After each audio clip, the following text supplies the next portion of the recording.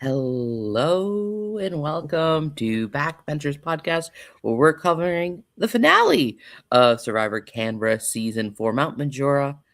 And I can't believe we are at our finale episodes. We're going to be doing a few part episodes. So welcome in, and as always, joining me, the one, the only, the greatest, Zach. Hello, everyone. I'm so excited to talk about the finale and give everybody their flowers and debrief it with Ash. It's going to be great. Yes, it's so fun. I have been saying this the last couple of weeks. It's hard to believe we're at the end of the season. It feels like You just know? yesterday we started with a little draft, a little cast assessment. Now we're here and watching these players grow and play and put their heart on the line this whole season. Yeah. Just so fun, and getting to know them through my screen has been fun. So I'm excited to break down the second half of the end finale here as we get people in on the comments. Drop your questions. We're going to be having Bree and Janine spoilers coming in here shortly. So if you have any questions for them, get those rolling in as well. Zach, what did you think about this episode, this first half of this episode? The first half of the episode, I don't think my heart was racing as much as it was for that. For the first vote and oh my gosh, the editing of this whole finale was amazing. I mean, the whole, really capped off our story for Mount Majora. So I'm really excited to get into it with you. But I really enjoyed the excitement of all the episodes. What about you? I really love this first half because there's so many ways it could have went. I There, know. the edit left us with a few options of being like, well, this could happen or this. So I think it was I'm fun. ready to run the hypotheticals tonight. I'm ready to talk about all the different things. Now that we know the outcome, it's like, we can really pull it apart. So I'm really excited. Exactly. I'm really excited to say, I love the what if game of like, what if Janine doesn't get that idol? What if Will wants to play a crazy big move and like Yeah, yeah. get Anthea out? Like, oh, all of the things that we could be talking about, but we are not. Mm, So yeah, I'm very excited about all of that. Let's talk about our final five coming in here. We just get to voting on Derek. We'll talk a little bit before we get Bree in, and then we'll have some sure. questions. Yeah. Um. So we come back where we see Derek has been eliminated, and everyone but Janine voted Derek out. So it's kind of a Yes. conversation with Janine.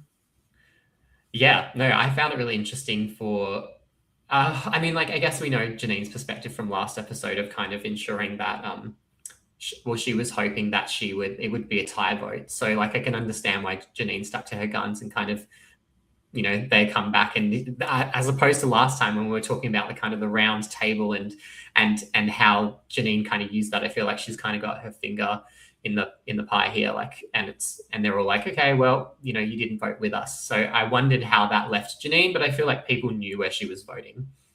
Oh, um absolutely. And as we've been saying all season, Janine's gonna want to do what Janine wants to do. It doesn't yeah, matter if she's the and minority, she still does this episode. It's so good.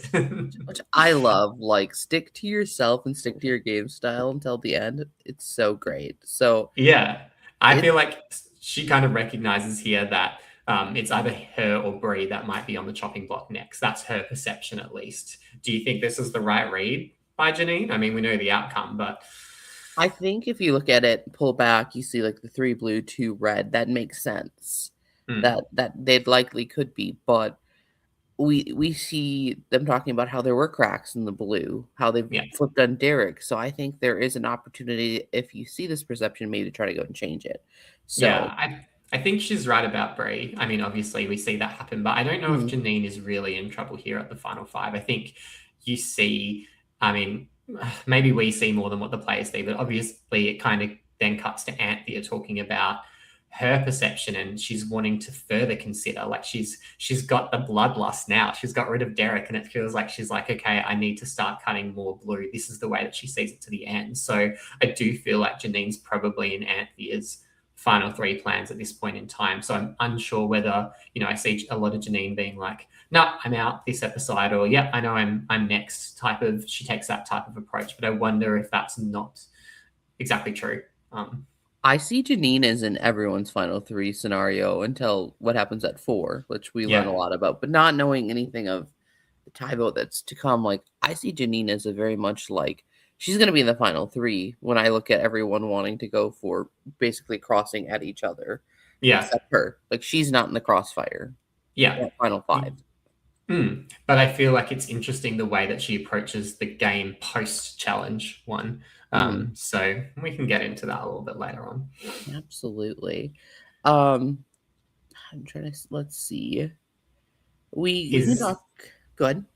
no, you cut me off when our first guest is ready to arrive. We I'm just we trying to read do that. we do have Bree here, so we can bring Bree on. We'll talk about maybe her perception opposite, and then we'll break it down after. So let's That bring sounds in like a good idea. our lovely 5th placer, Bree. Love that. Hi. Love the title.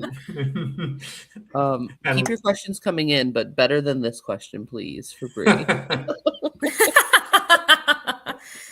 What do you mean? I'm right here. Exactly. Exactly. Well, welcome in, Bree. How are you? How did you feel after the episode? How are you feeling now? Oh, it was so weird rewatching the whole season again. Like, I feel like in moments I felt justified for the way I was feeling at the time. But then other times, like, for example, the finale in particular, like at the time you saw my exit interview, I was happy as freaking Larry, like a pig in mud. And watching it back, I was always emotional about it. I'm like, damn, to really just have that acknowledgement of how close I actually was just take the heart out and just drop it and stamp on it, you know? Yeah. I guess it's the disparity to like you said, rewatching it back versus how you were in the moment. But I hope it's validating to see how much you enjoyed, you know, validates how much you actually enjoyed the experience, right? It's just framed in a different way. Do you want to go, Ash? Yeah, so one thing I know about you, Bree, you're a very strategic player, and you probably wanted to come in to the game playing that way. Is that how you thought you would play going in? And like, was there anything that you thought you did differently than your pre-game expectations? Honestly, I mean, if we go all the way back to my Meet the Cast, when I actually filmed the Meet the Cast, I wasn't actually playing at this point. I was an alternate, and I was only brought in like 4 or 5 weeks beforehand, something like that. So I literally went in with zero expectation besides if I actually get on, I want to prove a point that I should have been on initially. That was my baseline. So going in, I had no plans. I just wanted to see what the tribe was like and just decide who I wanted to best work with. So as much as like I mentioned throughout, whether it be the Meet the Cast or the season, being like, oh, I just tend to work with guys better. That wasn't necessarily how I entered the season. It was just how it worked out. Just because if you revisit the first episode, a girls' alliance is thrown at me initially, and like, you know, it gets thrown at you immediately, and you go, okay, I'll take that with a grain of salt. I'll take it as long as I have no reason to think otherwise. And then when it comes to the first vote, who's throwing my name but freaking Maddie? So I'm like, well, there goes the freaking girls' alliance. Chuck that straight out of the freaking window. So by that point, I had solid connections with the likes of Mars, Aston, and George. So I'm like, okay, I'm going to keep that rolling. But by the time Haley actually pitches wanting to work with Dally, George, and I'm like, girl, the name's already on you. I can't say this to her, but I'm thinking, shit, my name's already in the being thrown out. I don't have any power here to try and get this off Haley at this point, as much as I would have liked to, and just seeing where that had gone. But yeah, it's just one of those things where the first vote, you just go, anyone but me sort of vibe in the end. Yeah, you never know where you're going to land. But I feel like for you, or what I saw of you, like you were the linchpin of that kind of tribe. Like you were really dead center, and you know, you could be part of the girls' alliance, but you were also working with the guys. Did you feel like you had a lot of control pre-merge? I definitely felt like watching it back, maybe I didn't have the control that I thought I did. But within saying that, maybe that's just based on what was shown, because I feel like to some extent the edit had to be built up to show that Aston was a big threat, because obviously Rose throws him under the bus. And then the next episode, the likes of Janine, Maddie, and Mushy target Aston. So there had to be a reason for that. But within saying that, I felt like I was largely responsible for keeping that group together. particularly because Jordan was my number one. Aston came to me very early, in fact, and was like, I don't trust Mars. And I'm sitting there like, okay, in the back of my mind, spoiler alert, I actually knew who Mars was the whole freaking time and knew how he played Melbourne. So I was sitting there like, okay, I'm not saying anything. Let's see if Mars wants to work with me first. And he gave me no reason why I shouldn't trust him. And I'm just like, look, I know what he's capable of, but I can't convey that to Aston. Otherwise, Mars will catch onto that. So I was like, look, I can see why you've got the distrust. Like, I've got a little bit of wariness when it comes to Mars as well. But ultimately, if Mars is going to go on to cause chaos, at least if he's part of our alliance, he'll cause chaos in our favor.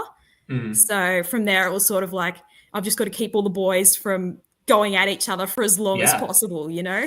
But at the same time, it's good news for them all to be telling you, right? And that's what I feel like I saw. Like, you were the person who the information was flowing at least into. So you had a little bit of say of where you could push it if you needed to. Yeah, absolutely. And one of the questions I've been thinking for the season is that Aston vote where you guys go to a tie. Did you ever consider going to Rocks? Look, that's a no. I think it would have been very detrimental to my game. But I'm trying to think back to that vote because we didn't even get the chance to strategize. Mushy got the necklace and it was like, no, you're up to vote. And I'm like, okay. Now, like, I was seriously impressed about the fact that it went to a 3-3, let alone, like, I was expecting like 1-1-1-1-1 across the board. So that in itself was insane. But then, it obviously went to 3-3. Then we went to the revote. I'm like, well, at this point, Aston's going. I already had done the maths in my head. I'm like, well, someone's going to flip out of fear, or it's going to get to a point where Mushy's got immunity. Like, it's Jordan and I or Janine that goes. Like, I don't like those odds. So in the end, poor Aston, I was like, look, it's not Jordan and it's not myself.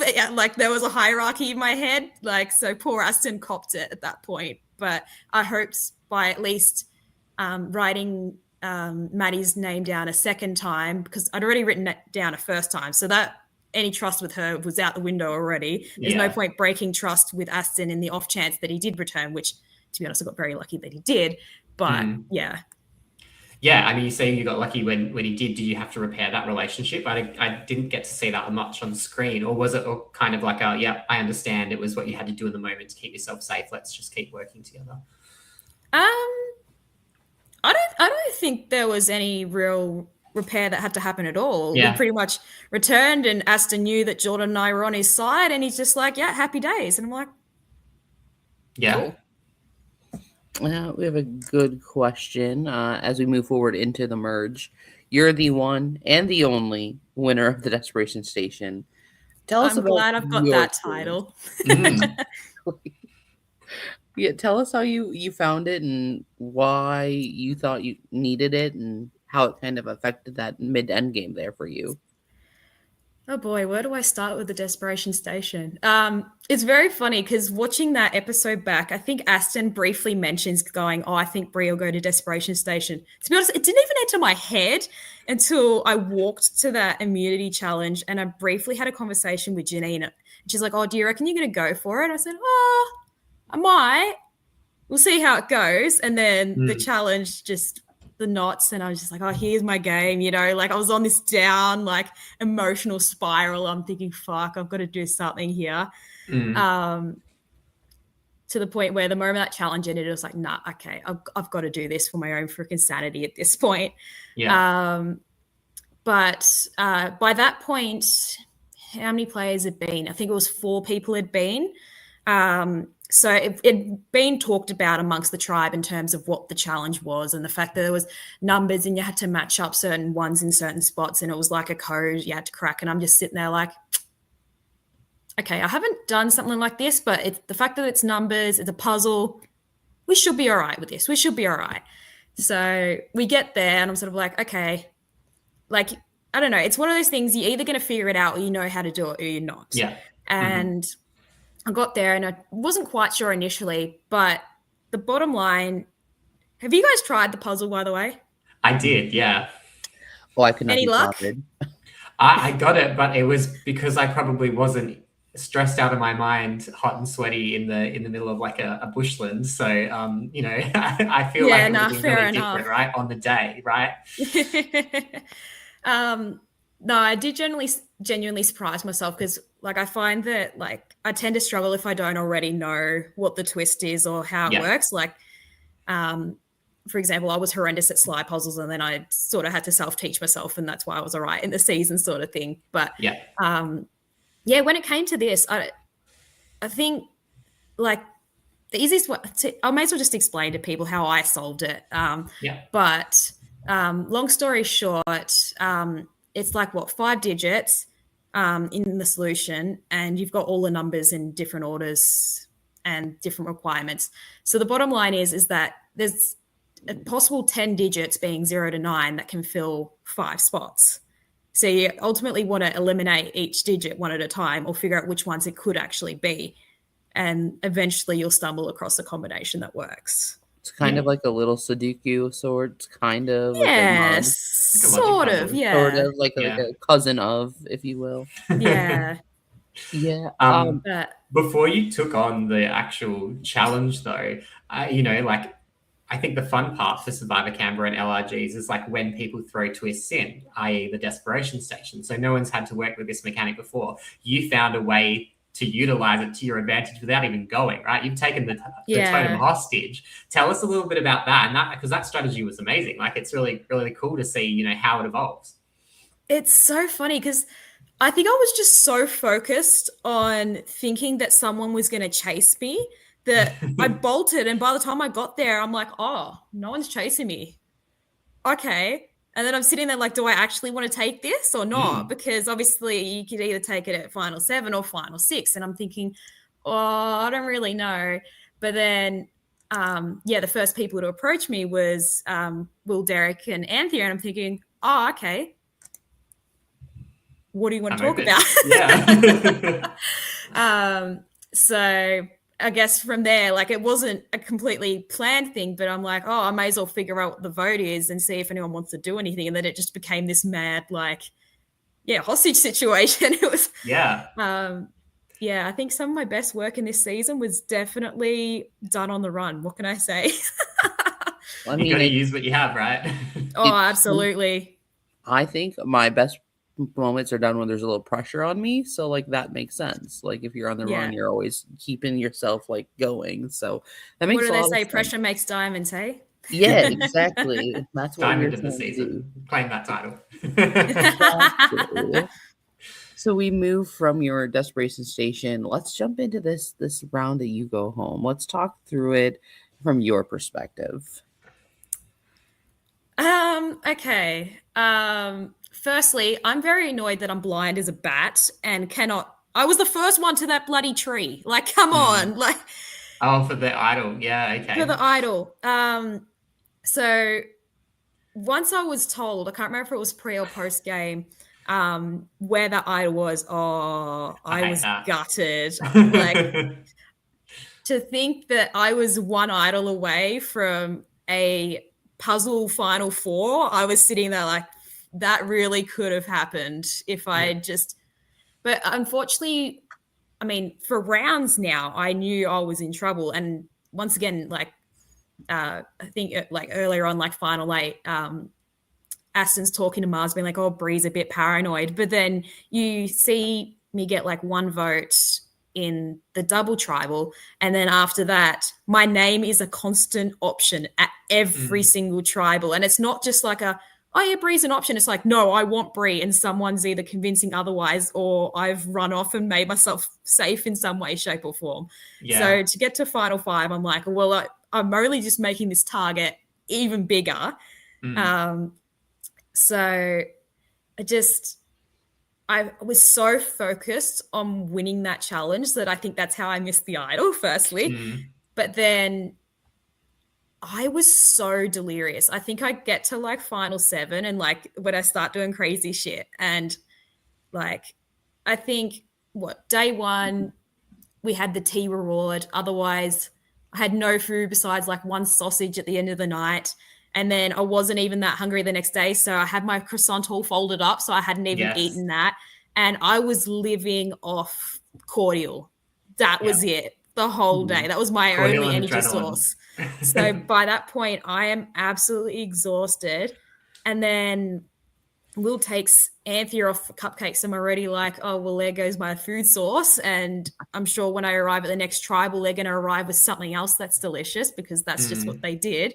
But I'm here with Janine and I've got to convince Nat to vote out Anthea because that's my only move, right? Yeah.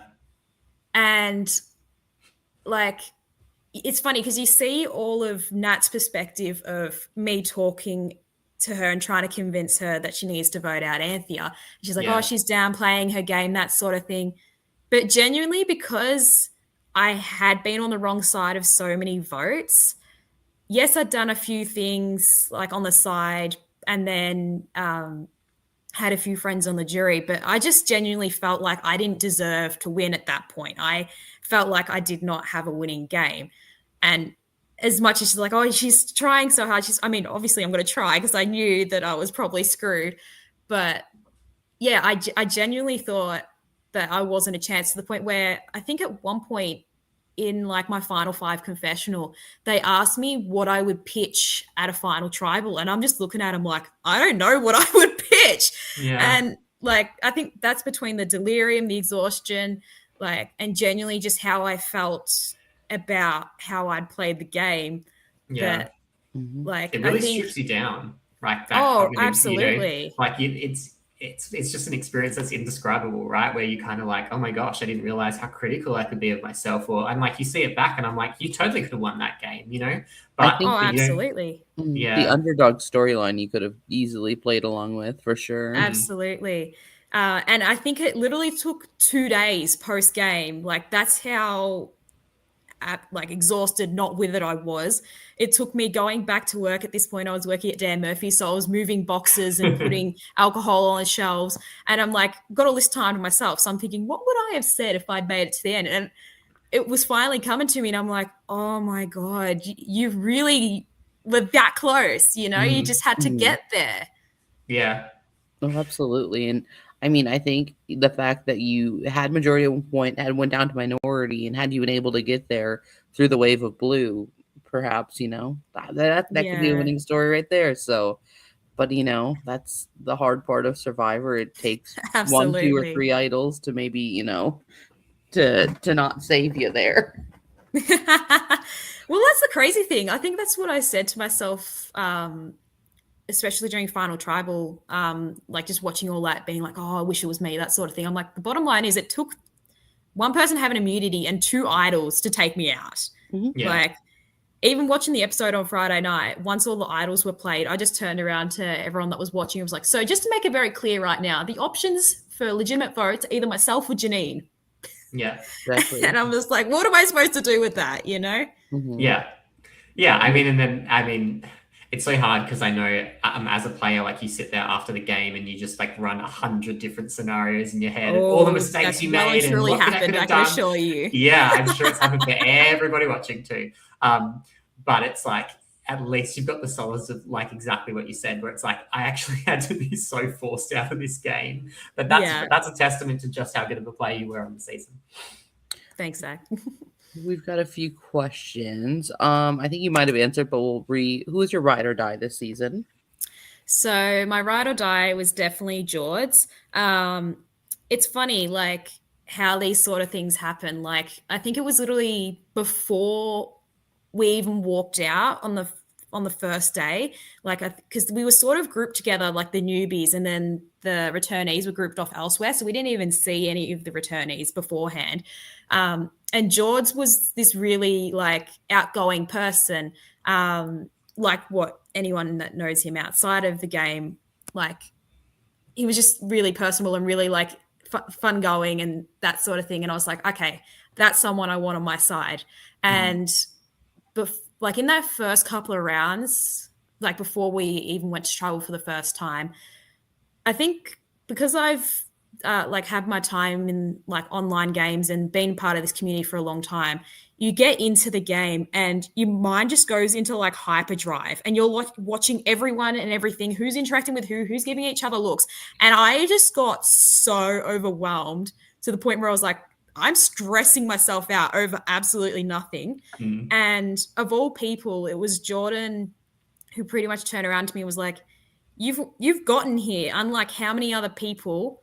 Why don't we have a bit of fun while we're here? You know, like, and I think that just really shifted my perspective and just eased my way in. Like, I don't know how it would have gone if I had to go to tribal first, because my mind was just like straight away, you know? Yeah, for sure. I feel like you see that kind of growth of you over the season, right? Where you kind of can just kind of. Thanks, like, Derek. As you talked about your online presence, I thought it was appropriate. yeah. Would you want to jump to that? Oh my God. I clearly couldn't think of anything better to say at the time. I don't know how I came up with online presence. Like, I knew I was just going to say some things across the season that were going to come out completely wrong, and it was just going to be absolutely hilarious. And I'm just like, whatever, we're just rolling with it now. And that one in particular, I completely forgot I said it. And the moment I heard it, I'm like, oh no, this is just one that my friends are going to grab by the horns and absolutely bag the shit out of me for. It's going to be so good. And that's the fun part, is if you can't laugh at yourself when you're watching the season back, right? Exactly. Absolutely. And how many swear jar dollars do you have now? So for those that don't know, for every time I swore, I was putting together a swear jar that I was going to give to Dan at the end of the season. And I swore in every single episode beside the finale, and it came to a total of $30. $30. Put that towards the season 5 winners pot. Oh, absolutely.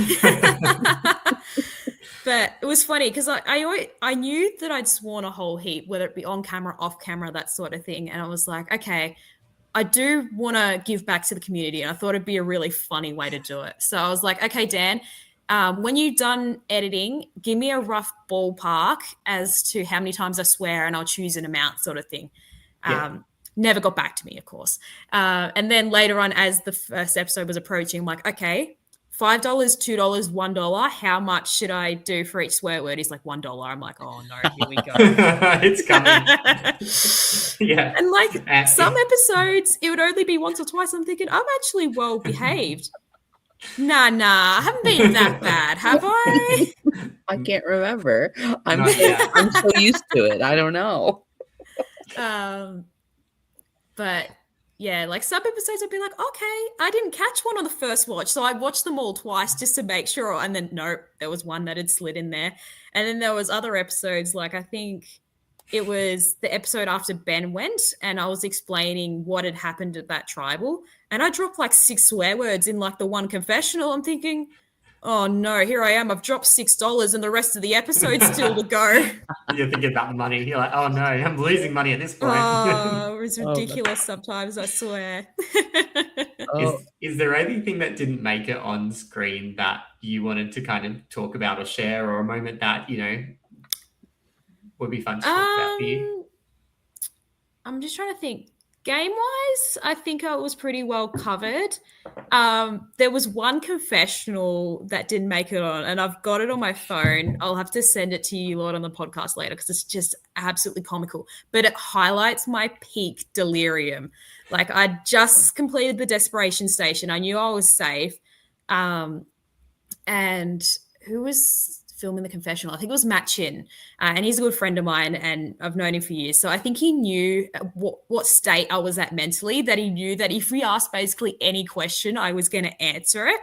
And I won't give spoilers as to how I answer it, but the question he asks is, see all those cockatoos behind you? Do you want to talk about them? Right, a great way to start it. So these cockatoos, they're really singing today. Look, it gets a whole story. There's comparisons to people on the cast. Another bird flies in. It's a whole thing. You just What get a used to professional. talking. Yeah, when doing specials.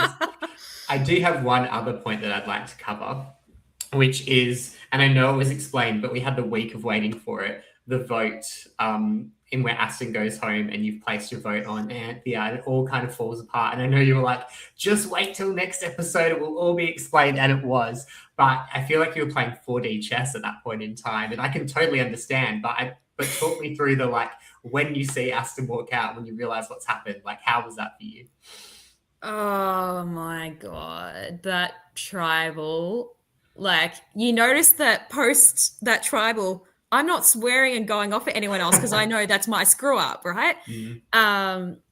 But like, I think I was just on such a high after being on such a low that I was like, okay, I'm the king now. I can do whatever the hell I want. So that's where I was running around being like, oh, I'll just ask everyone who they're voting for. Anyone could have lied to me. And it was like my confessional from earlier saying, oh, you know, Janine and Aston, they're going to do what they want because it's their game. Our alliance is a mess. It's just like, oh, no, we're all good. They're all telling me they're going to vote for the same person. Cool. So in my head, everyone told me it was going to be a 3-3. So I'm thinking, okay, because there's different scenarios that can happen, right? Nat can play an idol for Derek, and that cancels out all the votes, and it means nothing, right? And Janine tries to talk to me at Final 6 afterwards and goes, oh, you didn't need to blow up the game because, you know, it would have been 4 votes anyway. And it's like, yeah, but it's one of those things that you could have hidden in the numbers. You wouldn't have had to have admitted to it. Like, it needed to be really clear and really enforce who it was to really break that alliance open, because that gave Derek a target straight away at the moment he survived. And then on top of that, it meant that it wasn't as simple as Anthea just magically going back to the 4. Like, I think that's what I was most worried about. Like, I've had conversations with Anthea since, and she's like, oh, at 7, it would have been great. I would have just flipped over and I would have stayed with you guys through to the end. And I'm thinking, that doesn't make logistical sense in my head. Like, yes, we'd been talking quite a bit throughout that early merge stage and trying to build that trust, but we hadn't actually had that chance to prove each other's loyalty. So as much as she's like, oh yeah, I would have stuck to that, I'm thinking, would you have stuck to that though? Like, at what point would you have determined that maybe I was a threat? Like, I think, like, oh, then obviously Aston was still in the game, you know, like she would have done whatever it would have taken, like got out whoever she needed to get to the end. And I think in my head, I knew that. And whilst it's fine for her to want to claim a move, I was like, okay, you can claim that move, but also I needed to make sure I can get my nails in here and actually get myself into a better position, which I'm not even sure I did in the end, but it felt like at the time that's what I needed to do, was to just really just break it open and make everyone go mad for a bit. It worked anyway. I mean, you've got a couple of extra votes out of it. Yeah. Absolutely. Well, we know you're now going to be a juror. Tell us what your perspective going into voting was and what you were looking for in a winner. It's funny. Like, I think I literally went into Final Tribal ready to vote Anthea because of how closely I'd worked with Anthea. So I knew her game besides her game with like the core 4 blues. So I was like, okay, like I can see she's tried all these different options. Yeah, they haven't worked, but at least she's gone out and interacted with other people. But like, oh, it was so funny in Ponderosa. I can't even put words to it. It was just absolutely priceless. Like, I think some people in particular were so salty by the time it got to like all 3 blues being at the end. They're just like, I don't care anymore, you know, like like a lot of people say it during their speeches, but a lot of people were genuinely open. And as much as I knew Anthea's game, I was like, I don't really know Will's game. I don't really know Nat's game. Like, I know what I've seen, but I didn't actually get the chance to talk to Derek or Nat one-on-one. And I think that might have been part of my downfall. But within saying that, it means that I didn't get a lot of insight into Nat's game in particular. Whereas I did always see the likes of Derek and Will always being like those ones in the middle, sort of dictating in those early merge rounds who were actually going. But within saying that, Will had been able to sort of dip in terms of threat level because he wasn't in on the Mars vote. He nearly had his alliance screwed over by Anthea if Derek had gone. Like, I just felt like I never considered him a threat by that point because he didn't have that much agency in that middle merge in particular. But within saying that, I do think he finished off the game quite strong. And then his final tribal was the best of the three. And everything that Will said, he was always bringing up something new. And part of the things he brought up was like, oh my God, I thought you were one of the biggest threats end of day one. And it's like, I've completely forgotten that. Like, that's just insane the way that he was able to do that. And I was like, well, by this point, I've got to give you my vote because that's just seriously impressive to be able to have pulled that off. Absolutely. And now, we see that in your vote there. Would you end up voting? And yes, pretty great questions. And it was fun to listen to your deliberation within here too. So yeah, it was so fun watching you play and be a juror and make it this far here for your journey. Thank you. Yeah. Anything you want to add, Zac? No. I feel like it was really awesome to just watch you play and see you emerge. Like I'm sure some people would consider you a villain, and some people would consider you just pure entertainment. What do you consider me as? That's the ultimate question. I don't think it matters what I consider you as. I feel like you gave me a completely different perspective that other people didn't give me, and I think that's why I found you so entertaining. Right, the whole cast is extremely variable, and I think that's putting all those pieces together, especially when it got down to that merge stage and it was like the final 8 of you, and I was like, oh my God, anyone could win. It's a completely different character, and I think that's why your cast is so strong. But for you particularly, I really enjoyed watching you play. Yeah, and I want to thank you for coming on and sharing all of the background to year of the season, and it's been fun to hear your thoughts in the comments as well all season long. No worries. It's been nice to watch you every week. So thank you all for your hard work, whether you're on the podcast tonight or watching this back or in the audience right now. So thank you. Yeah, thank you. I'm sure we'll hear from you more as we go throughout. Yeah, with her massive online presence. Well, thank you, Bree. Perfect. Wait, is that me that's supposed to leave, or do you kick me off? I can kick Oh, no, unceremoniously with laugh. Oh, well, that is where we'll jump back to getting to how Bree gets to getting voted out. We'll jump back into our coverage, and then whenever Janine is ready, she'll join us. So we'll have our fourth place interview. You're coming in a bit, so let's jump back in that time being wherever we left off. Yeah, sure. I guess we were talking about that post vote from Derek and then kind of pre-challenge. I feel like we see a lot more of like Will trying to affirm that Bree is the biggest threat. I think this is when Will starts to kind of recognize that, things can change on a dime. And you kind of see that Will starts to more position himself to go, how do I solidify the bonds that I have to get me to the end? Because I think I've got a good chance here. So if I can throw Bree under the bus, that's probably best for me. And I feel like that's really how that's what he's talking to Bree about. I mean, sorry, to Nat about. Oh, absolutely. And I think Will's really smart for this, that he has 3 really strong connections with, two, and Janine is stronger too outside of Bree. So it makes sense for him to keep those really strong connections to move him one step closer, because as we know, it's a game of numbers, not a game of this. So even if you're at final 5, you still have to make sure you navigate it correctly. So I think it's a good call on his part. For sure. And then you kind of see the other perspective, right, with Nat, and she's talking to, I really like Will. I see him as my number 1. And to the point where she goes, okay, if I win immunity, I can give it to Will. So that's a 2 in 5 chance that Will has to progress. What did you think about that statement? Because when I heard that, I was like, whoa, like in this, that you want to bring him to the end? I feel like, yes, they're number ones, but his threat level is rising, I think. Yeah. I mean, I wouldn't, but we've also seen the outcome. Well, this is true. um, This is true.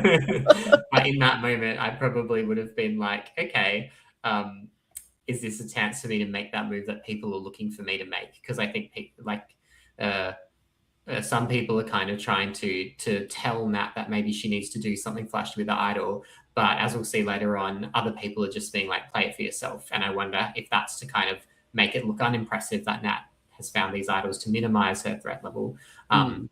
or whether or not people just want predictability. But look, yeah, wouldn't have been my move. But I can see how that, for Nat, maybe it's workable to go, at least he can also bring me to the end. If I'm showing that loyalty, maybe that's a way for me to get there. And I don't know what Nat perceived her game to be in the moment.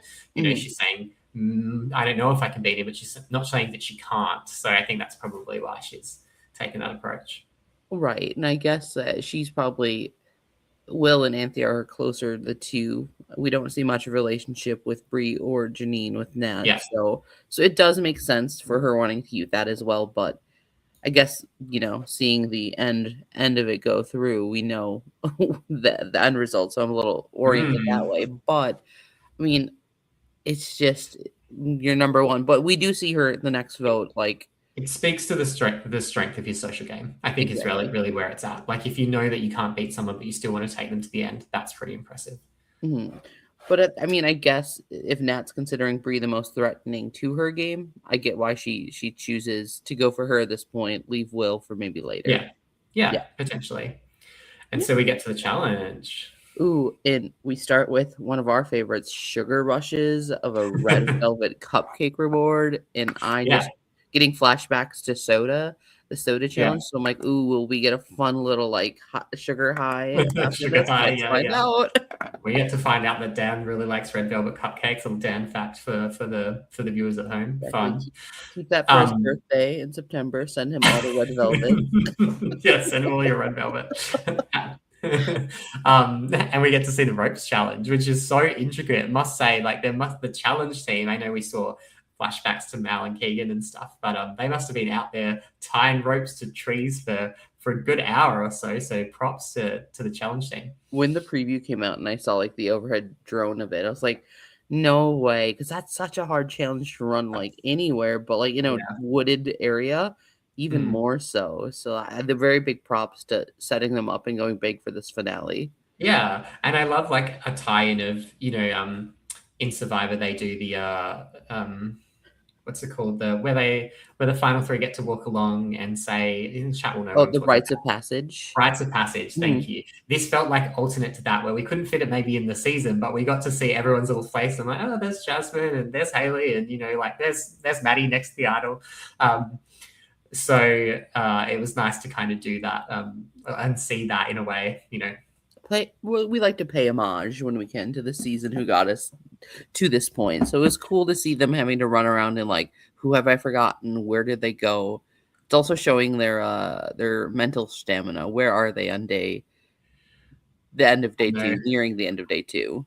I kind of wanted like a touchy subjects twist at the end where like Will wins, right? Spoiler alert. And then they're like, cool, now you have to rank the last 5 photos that we didn't use. Like, what order do you think everyone's going out in? Like, do something completely wild and be like, blow it up, like, tell us how the ending is going to be. I was like, oh my gosh, I wonder if their faces are somewhere, because obviously they would have had to have them prepared. So, but I loved it. I thought it was just such a cool challenge. Oh, I think so too. And like, just the carabiners of it all and how you could like try to stall some people up. Like if you got in a little mash, and I think it was really interesting the approach that Nat was like, I will be over here on the right while y'all are stuck up in the left, like trying to. She was catching pretty good time there. I think everyone was pretty neck to neck. Will is just such a speedy Gonzalez. Yeah, and look, the amount of times this man, I don't know how Will made it to finale, not because of his. Not because of bashing his social game or his challenge performance. It's more the fact that I'm like, this episode, if Brie's counting her swears, then we should be counting Will's injuries, because he's almost rolled his ankle, taken himself out. There was a part where he was running in that challenge that I was like, oh my God, he's going to snap his knee. His fingers, almost fallen off. I'm like, please, you have to make it to the end. We need I him want on this up even together, boy. terrain and like in a Yeah, bubble. yeah. I don't know. Like, Will, But we can't have you hurt I love more. the where they're getting tangled and reaching over each other, and the strategy of like not taking, like having their hand there and not taking that up and trying to reach for the stuff. So I also really enjoy how maybe when you set up a challenge, you don't expect the contestants to use the boundaries within it. And I thought it was really fun to watch. Maybe it's just me. I didn't see Will pick up the idol. Did you? I think it was the flash. It was only shown in the flashback. Okay, cool. Maybe Okay. I didn't see it, but I'm just maybe making sure I didn't miss that and all the chaos that was going on with them like defending and stuff. So okay, that yeah. makes sense. So Will wins. Yeah. And then he has to make a choice to who to take to the red velvet reward. You know, and as much as people think, oh, this is a non-nothing, at Final Five, it's a big something because you're leaving majority at the camp while you go into minority. Ooh. Yeah. What do you do? What do you take your biggest threat so they can't pitch to the other two, or do you take someone you think would be like, I don't know, help you work through a strategy? What's the right pick? I don't know. Yeah, I mean, and he's had, you know, as Bree said as well and confirmed, like he's picked up the idol during the challenge, so he probably also knows that there's an advantage in his back pocket, and you're either having to guess, oh, it's maybe I need to take someone who I can give this idol to, or it's going to be some type of, you read it and you realize that, hey, this is a confirmation that it's actually going to be a you know, a fire making twist, or like you don't know if it is an idol or not, right? So it's like, oh, who do I take? Because I might need to unwrap it there, or who would, if you're in Will's position, who would you have taken? I don't know, because he knows he's safe. It's I don't know. It's a hard choice. I understand why he was struggling with it too, because there's pros for each, but also cons to leaving them. Like, I don't know. Like Janine could be an interesting take. So you could have like Nat and Anthea, who you're perceiving your number ones and twos, like just like keep Bree down, and you could try to be like, this is why we think you should go for Bree to Janine. Yeah, it's like if you trust Anthea the most, do you leave her with the other two because she can't be broken? You know, she's not going to vote for the person who, you know, if we all know Nat has an idol, it's probably best leaving the three of them there, because it's like, okay, we're the only three that can vote for each other, so there can't be any conspiring against someone. So I thought it was interesting, but obviously there was probably understanding from Will that he's going to really solidify this bond with Anthea if he gives her the idol. However, I must say, I don't know if it's his great social game or I'm like classic, but when he's like, oh no, I was going to give all of you the cupcakes instead, I was like, you dog. Like, you're probably just really nice and that's the actual thing you were going to do. But I was like, that's so strategic. That's, you stroke that ego, you know, get ready to put them on the jury. I think he's probably just like really nice. Like, I feel like that's who he is. But I do love being like, I can just give you guys all, and you need the sugar. I don't need it. You know what sugar does to me. Sure, he needs it. It's just the, like, you don't want to pick, right? It's not a nothing, like you said. So we cut to the reward, right? And we was targeting Bree for being a jury threat, winning Desperation Station, being an underdog. He's pitching the case that we know Bree has. Yeah, exactly. Well, yeah, I like that. Why not? And then he kind of is like, and here's something I prepared earlier, and he pulls the idol out of his back pocket, and he shares this with Anthea. And this is where I want to pull apart this stuff. This is where my brain was going crazy, because I'm like, oh my gosh, what's happening here? And we see him grab the idol from the flashback, and he says, do you want it, or do you want to play it, or should I play it for you? And I'm screaming internally, because I'm like, Anthea girl, grab that idol, rip it from his hands. Like, she's so chill. She's like, oh, you know, I don't know, let's talk about it a bit. And it's probably because she's better player than I am. But I was like, oh my God, if someone's handing me an idol to get to the final four, I would have been like, no, that's so nice of you. I'll play it for me, because who knows if Will's going to stick by that consideration. You know what I mean? Like, he could get other ideas when we go back to camp. So I was like, secure it for yourself, girl. 100%. If he's offering to give it to you, like, I think it's always better to like have that perception of me playing it rather than someone playing it for me. Because yes, Will's gonna definitely claim the move, but like Anthony be like, no, but like I'm the one who did it. I could have played down someone else. I had ownership, so I could have taken the power. Well, and this is where it gets tricky for me, because I think what comes next from Will is trying to be like, he's clearly considering how do I make this the best move for me, in the sense of, he goes, well, should we tell Natalie? And that's the next piece of information that comes to my head, going, should he tell Natalie that he's got this thing and giving it to Anthea? Like, should he not tell her? I mean, they choose not to, right? They ultimately decide, let's keep this from Natalie. I think sometimes having a secret from some people is good for plotting your seeds to the end, because like that's something Nat could be like, well, you told me about it. How much power is that really then that you had this for this move? But this is my controversial opinion, and please blast me off in the chat. Is I don't think he should have done. I don't think he should have done it. I think this gave Anthea way too much power, because as soon as she goes back, she's like, you know, he's solidified this relationship with Nat, who thinks is his number one, and Anthea strolls back and is like, oh yeah, Will gave me an idol. Or even after the vote, she could have been like, oh, Will didn't tell you that he gave me an idol to get me here? Like, he gave that to me. Didn't he tell you about that? And that could really, when it gets to that final four break, show Nat why she doesn't vote with Will to get to Janine, and why Anthea can be like, no, actually, we need to get rid of Will, and it's not your number one that you think it is. So I was really worried when Will didn't like let Anthea almost have that power to be like, now she's got an idol and she probably has the information to potentially blow it up. But yeah, I don't know. That was my thought at the time. No, I see that side of the coin of being like, you're giving all of your eggs in a basket over, essentially, with that power. I see what you're saying. Yeah, absolutely. But either way, I'm an amazing. So this is just my perception, right? And I'm not tired, and at the end of a big working day on Survivor. But yeah, I don't know. That's my read of what I worried for, because both of them had so much and so little. Like, at the same time, there was a lot of push and pull here.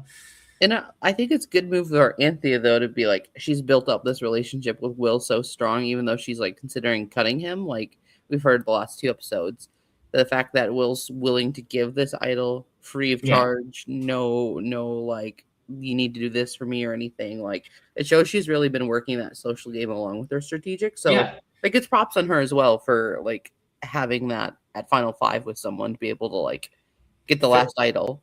Literally, for him to actually hand it over, when I think maybe Anthea's probably a biggest threat other than Brie at the moment. So maybe he just really wants Brie out at this point in time. But like, to hand someone who has, and Anthea's shown she can make those moves when she needs to, like, those cutthroat moves. She's done it to Derek. So yeah. Anyway, so she's talking about how if she can get to the end, she feels like she can win because of the moves like this. Like, yeah, and she can. Do you think that's a good read from her? I think in this point, Final 5, knowing they want to go for Brie here, I think she has a different plan for Final 4 than what actually happens. Yeah. So in her head, I think if her path forward goes correctly the way she wants, she can go and out talk and like, these are my strategic moves. I think she has a really good resume. So I think it's not an incorrect read for her being like, I feel confident I could beat them.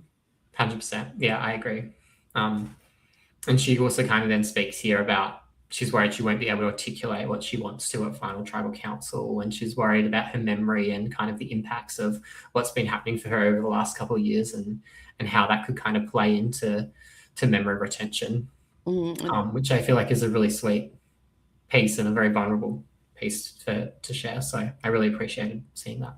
Oh yeah, Anthea definitely is like very strong with that. Like, I might not remember it, but I'm going to try my best and like be damned if I don't. And like, I might not be great in some of my parts, but what I remember and I'm going to be there, I'm going to be strong with it. So yeah, it's kind of, I feel like what Bree's talking to in that interview we just had with her, where like, when you're making your way to the end game, like you can totally see the shift in people where they realize, oh my God, I could make it to the end game, right? Where like, you have to worry about the repercussions of your actions and what's going to happen.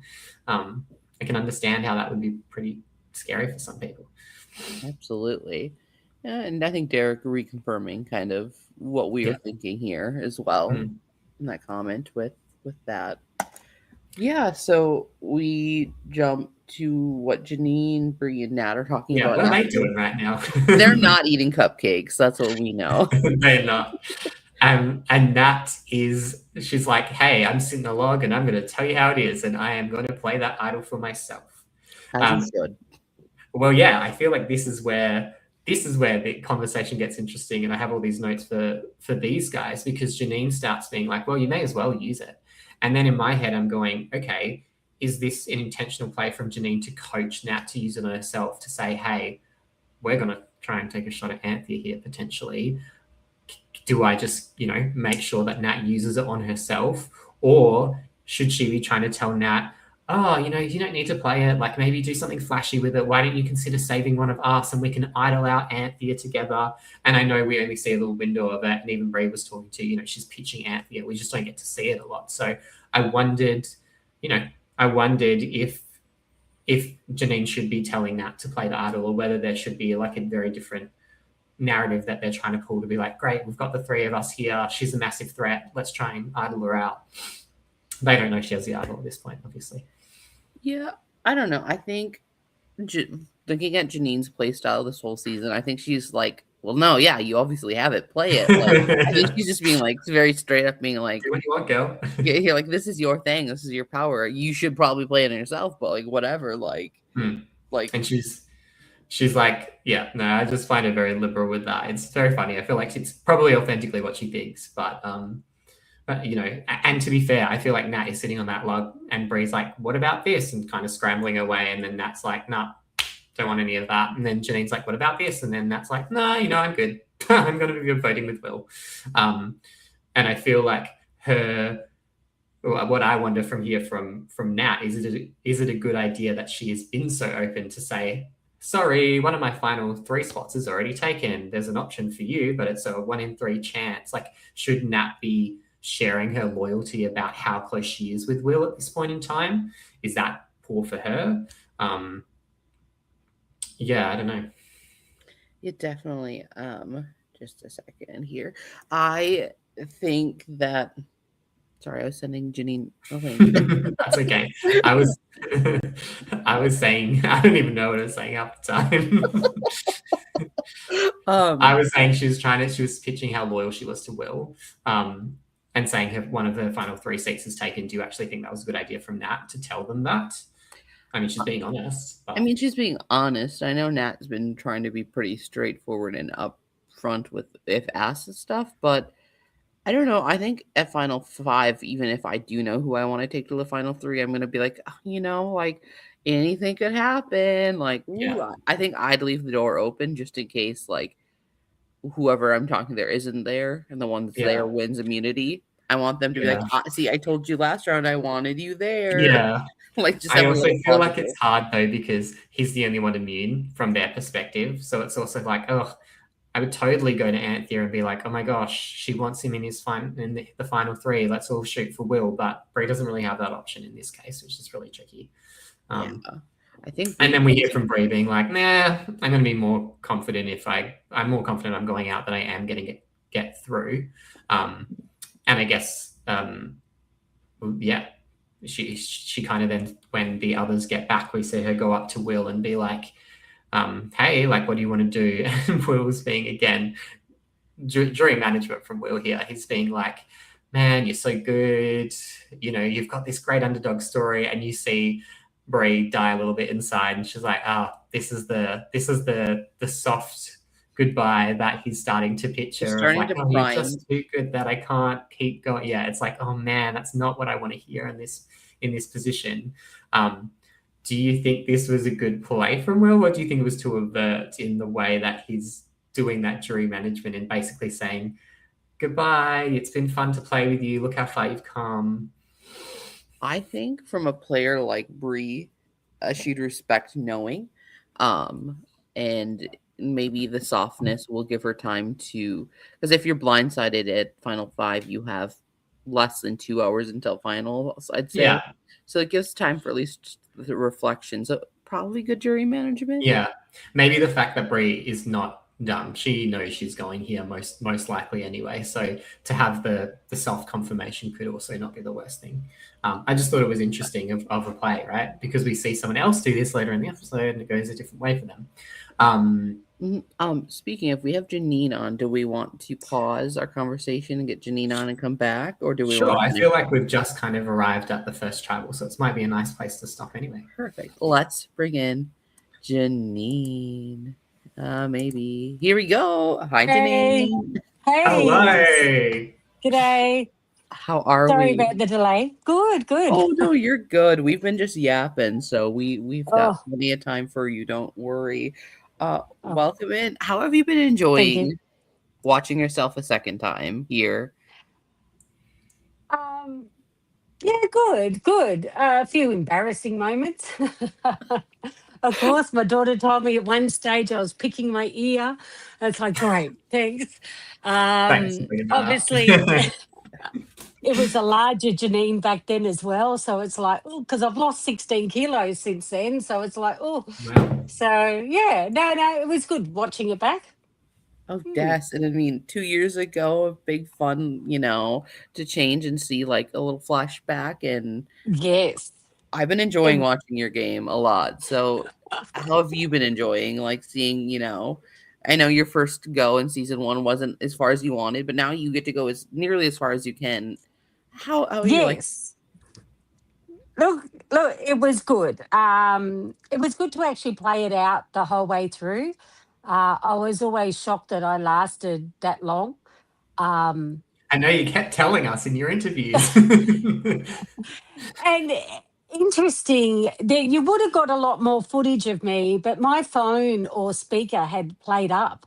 So there was a lot of recording that Daniel didn't have, unfortunately. So there wasn't a huge amount with me on confessionals and things like that. So I was a bit disappointed with myself that my phone or the speaker didn't work as much. But yeah, look, what was there was good.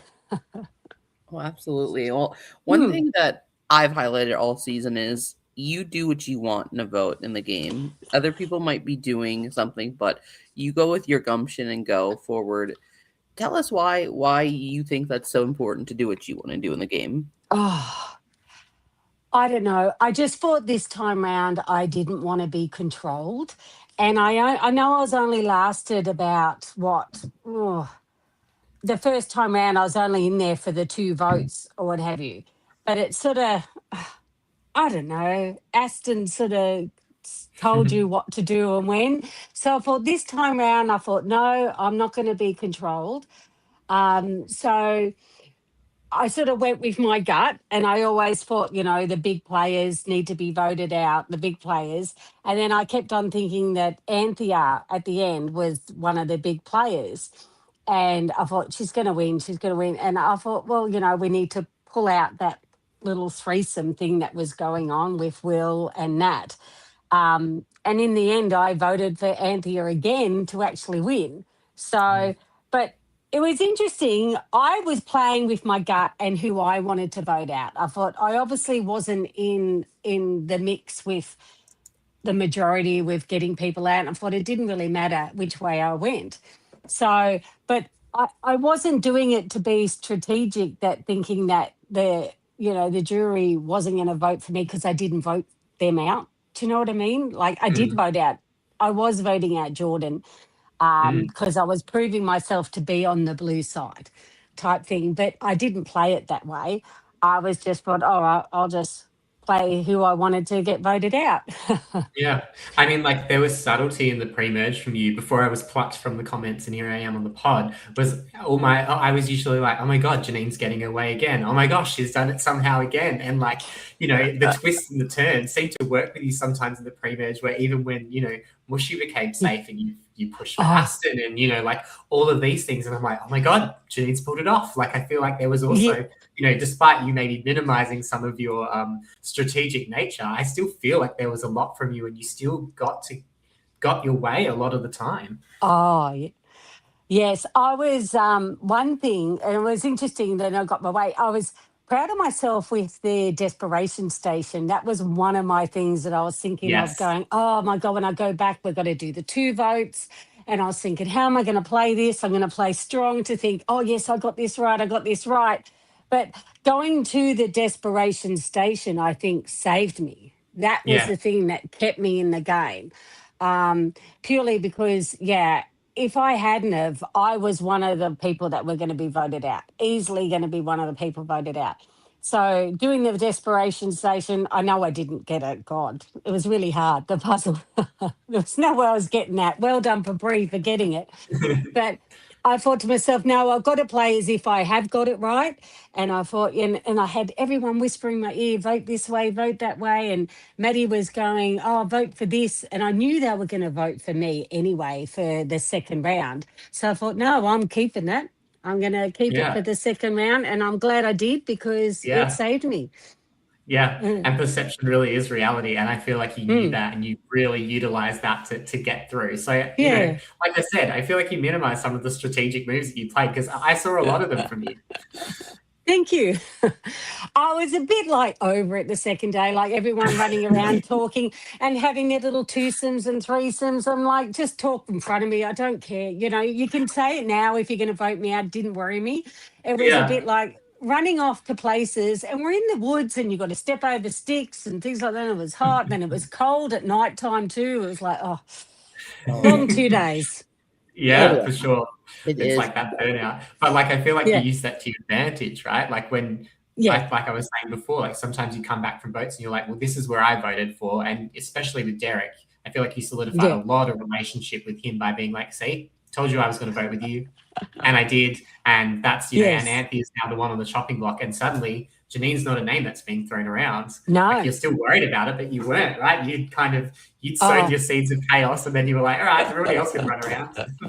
Well, and voting is your one true form of currency to show your truth, and like where, like, yeah, you can't lie about a vote because, well, you can, but like you're writing, you see it. That's the one time. So when you go back Yes. and you're like, everyone, tell me who you voted for, and like we go in a circle, people can't lie that way. It was fun to watch. Oh, it was fun to watch, and to see Anthea downright lie to Derek, like straight to his face. That moment, and it's a shame it wasn't caught on camera, is when we're walking into the voting. No, actually before tribal council, when we're walking down there, and Anthea whispers to me to vote Derek.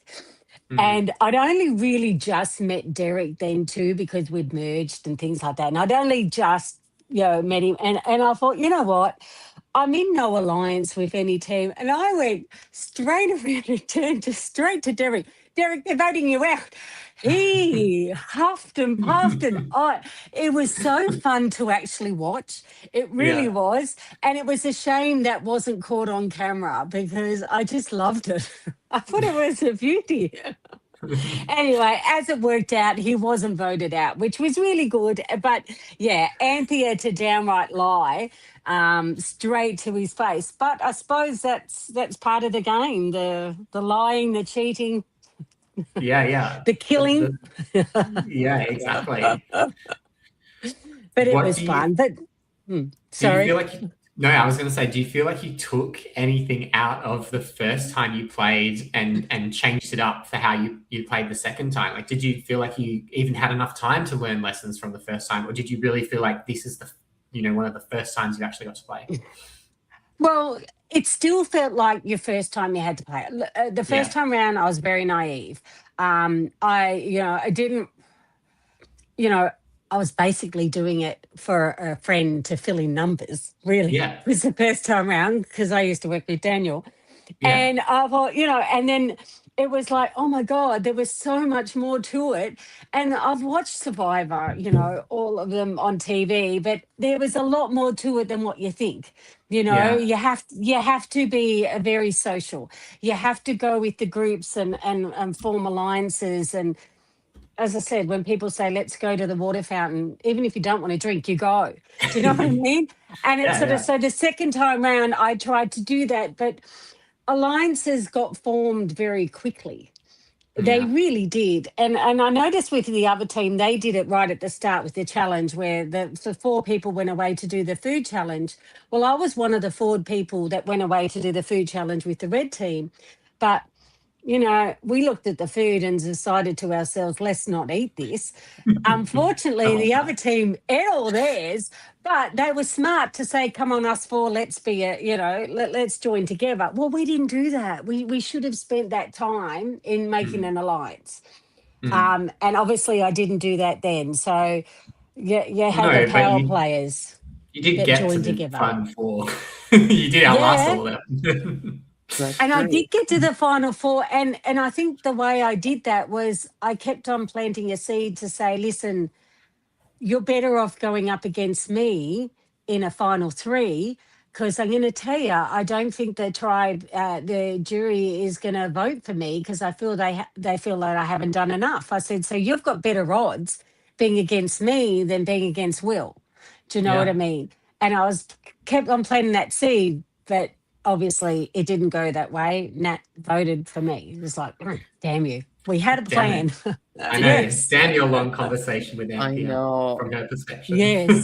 What Yes. what is your pitch if you get to final 3? Like, do you actually believe you couldn't win, or No, you're just telling them that? No, I knew. Look, let's face it. I knew I wasn't going to win. Up against how Nat played and how Anthea played, and Will, like just say with the Will too. With the last 3, there was no way at all they were going to vote for me. I would have thought maybe Derek, only because I didn't lie to him. As I said, I never lied to his face. But I knew there was no way I was going to win this game. I didn't play enough of a social game. Yeah, I don't know. Maybe was I tired without eating? It was a long Yeah. 2 days. But yeah, I thought socially, and yeah, I thought Bree had a better chance because she had more of an alliance with everyone that was in the jury, really. And I thought, no, maybe I didn't. But so that's why I was planting that seed with them. You got a better chance with me up in the final 3. But chance of winning was a 0. I don't know if it But was I a had 0, but I agree with that. It would have been yeah. definitely a harder slog for you. But I guess what you were saying in one of your later confessionals is you're like, but I'm making it still. Like I'm getting it there. I'm Yeah. playing the game. And I think the joy Yes. that I saw in you and the resolve of Janine's kind of story on screen was like, but I did this. Like, look at, like, I'm sitting here and so many people are not. And even if I don't win this game, I can say that I made it all the way to the end. Right? Exactly right. Yes. I've had a few congratulations sent to me and things like that. Surprised that even my kids didn't believe that I got to the final 4. They didn't believe me 2 years ago, my children, who I've made Yeah. my kids all watch. Mind you, my kids are all adults in their 30s. Yeah. But I made them all watch. So, yeah, they were shocked that I lasted this long and I didn't embarrass them. So, maybe my daughter a little bit, but no. I did like your exit. I was like, I'm going to have to ask Janine to explain that. Well, that was my daughter had a few words to say in season 2 when she was voted out. So right. it was only in jest. She didn't mean it, but I thought I'll just do it too. Yeah, it's fine. How did you So feel it was good. when you went to that tiebreaker challenge? Because that challenge, I feel like it could have been a shift of a dime for either of you. I thought you were going to win. I really did. Look, it's a toughie. Yeah. Do I say the truth? I don't know. Look, it was a tiebreaker or to do with balance. Okay. With holding the plates. Now, I've been a waitress for years. I think I could have held on to that longer. Maybe fatigue got in the way, or did I really want to go to the 3? I was a bit like, I didn't have a chance going to the 3 anyway.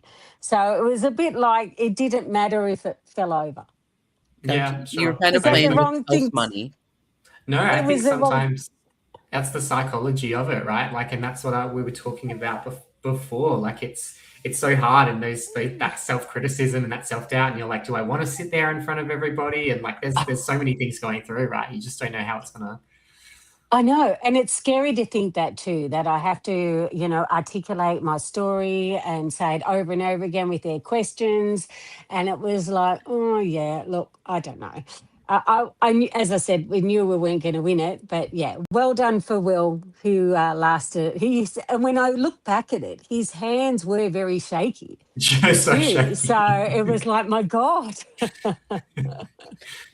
Bree saying you just needed a Snickers bar. You're hungry. Oh, I think so too. I needed something. I mean, Will had the 2 Black Forest cupcakes. So he had the sugar and the energy. It was like, yeah, we had nothing. Exactly. Yeah. It all takes a Yes. toll. Mm, And I guess it's like when you know what you're playing for and that you clearly already had the pride in yourself of getting that far. If you felt like, oh, that's I know true. I could make it, but do I need to? Do I want to get dragged, in front of the jury if that's how you felt like it was going to go? So I Yeah. can see where you're at in your mentality to be like, I don't know how I want this to end for me. There's some control in that too. True. Yes. Absolutely. Well, you're the final jurors. What was your, because you didn't have much time in the jury villa, what was your perception going into the vote for the finale? What were you looking Oh, for? well, as in the jury, the Yeah, like questions or for who you're thinking to vote to win. Oh, What were you looking for? so I hadn't made up my mind at all until we actually did the final jury, as far as listening to their comments. I hadn't made who I was going to vote for. As I said, I wasn't that close to Will at all, really. And I'd only really talked because the other blue team, I hadn't really talked to Nat that much either. So I was sort of up in the air on who I was going to be voting for. I think when I lost, we went back to Ponderosa and we went back there and they said, right, you have to quickly think of your question that you're going to ask, the final 3. And I was throwing into that. I was only in there for like 20 minutes, not even that. Yeah. And I think I was still a little bit angry that Nat hadn't voted for Will because that was her chance to get rid of him. And I knew all along that they were all going to vote for Will because Will had an alliance with Mars and Will got along quite well with Bree and there were Aston. It was just too many variables that were all going to vote for Will, and that was their chance. So I was a little bit put off. So I think my question really wasn't for Anthea or for Will. It was for Nat to say, why didn't you follow on and keep the vote on Will? But as I worked out when I only watched it on Friday night, she wanted it to go to a tie to make it more interesting. So she wasn't planning on voting Will out. She just wanted to make the film footing interesting that it went to a tiebreaker. But that was her chance to get rid of him. And then if she did, I think she had a good chance of winning that. So who knows? But yeah, I had like 20 minutes to quickly think of a question to ask. And I was just still angry. Yeah. It's raw, right? You come out that late in the game and it's like, oh, you're still feeling the Yes. feelings. You don't have time to Oh regulate. God, yeah. You feel the feelings for Yeah. like as the first time round, you feel the feelings for months afterwards. Mhm. And then So 2 years it later, takes a you long rewatch time. it. I know. And now I'm feeling them again. It's like, damn. Mhm. But Well, yeah, absolutely. look, it was good. But I think, as I said, I voted for Anthea to win, and I think I was the only one. I think Derek as everyone well. was. Oh, right. Everyone else was for Will, Yeah, I think so. I I believe so. Yeah. Yeah. So it's like, yeah. And I was thinking, well, maybe if the tides had turned and we had gotten rid of Will, as we had planned to do, and I love it because they said that Anthony and I were talking too long and Yeah. they thought that I think we were just talking about anything. We weren't talking about the game. We were just Yeah. having a conversation until they said, come on, let's go to tribal. So I think we weren't conniving and planning on Yeah. getting that at all. I think we were just sitting there shooting the breeze. Do you know what I mean? Yeah. It's that So it was, perception is reality again, yeah, right? This time it beat you in the yeah, butthole. 100%. Yes. So look, it was good. And look, I was hoping for Anthea. I really did. And as I said, I'd never made my decision up right till they had made their answers and things done. And I thought, no, like I'd been voting her out and voting her out, voting her out, voting her out, and all of a sudden I'm voting her in. So it was a shame she didn't win, but well done, Will. Absolutely. Is there anything else that you wanted to touch on from your season that we haven't covered, or any last thoughts? No. I just see Anthea saying, yes, we're just having a nice chat. That's exactly right. We were just having a nice chat because we hadn't really gotten to know each other much while we're there. I mean, 2 days, it does go quick. It's so full on. But no, it was all good. I wish I was better at, okay, I didn't win a challenge, unfortunately. Bit disappointed with that. And one thing I want to note, when we did the challenge where you had to tie the all those blocks together with the strings and the knot, I'm really proud on how well mine was tied together. I extremely tied them so hard. And someone said, I think it was Mal, said when he had to undo it, it took a long time for him to undo my thing. So You're I like, thought, yes. if the person had gotten mine, they would still be there untying it. Yeah. That's the moral victory you need. Yes, that's right. So, no, very good.